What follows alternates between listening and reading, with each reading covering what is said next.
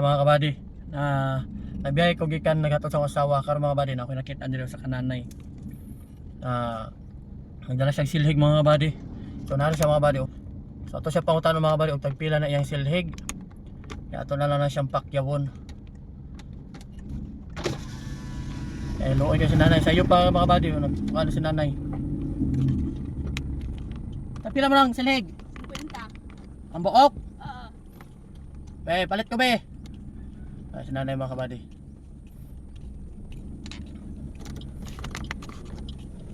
Tag 50 ang buok ana. Oo. Pila man ka buok? Siyam. Siyam ka buok? Ano mo hatod? 450 ra na. Ha? 450 ra niyo. Ano mo hatod? Isa ka ito. Isuroy. Ay soroy. Oo, ya may Tag Uy.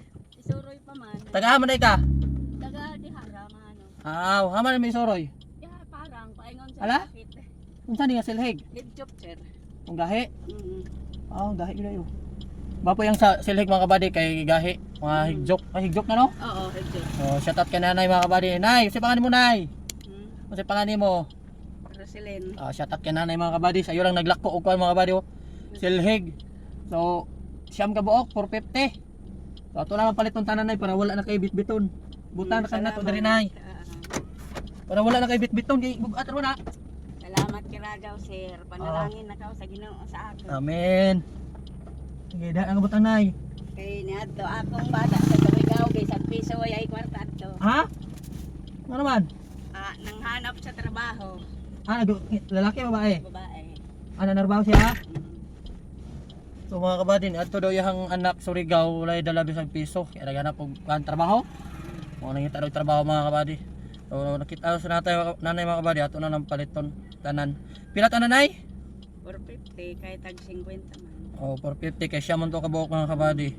Nayo, na imuhar ka ng sobra. Salamat kay Rajaw sir. Okay, para wala kay bitbiton ngay bukat ra ba? Gitan mo taga dito nagbaktas. Magani. Sir magsiroy maglikid ta nagsilhig. Mao lagi. Kita man taga nagbaktas mo tong lagi kuan. Sige nay. Sige, salamat sir. Pwede na kamo uli kay wala naman kay bitbiton. Sige. Ato na ko. Salamat. So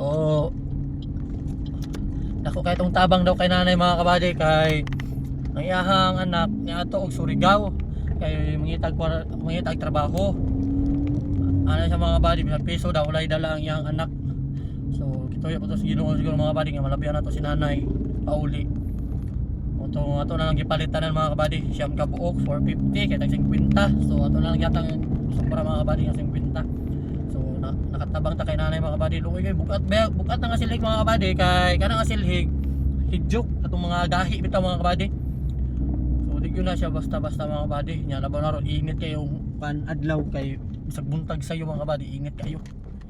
So at least nakatabang tang nanay mga kabady. So mauli na to siya mga kabady. Nargo na to siya uli. Ano man siya gidala. So wala na nakatabang ta kay nanay no. Pati ta perminti mga kabady. Salamat sa iyong suporta. Please paki-share and like sa atong video. God bless sa atong tanan mga kabady.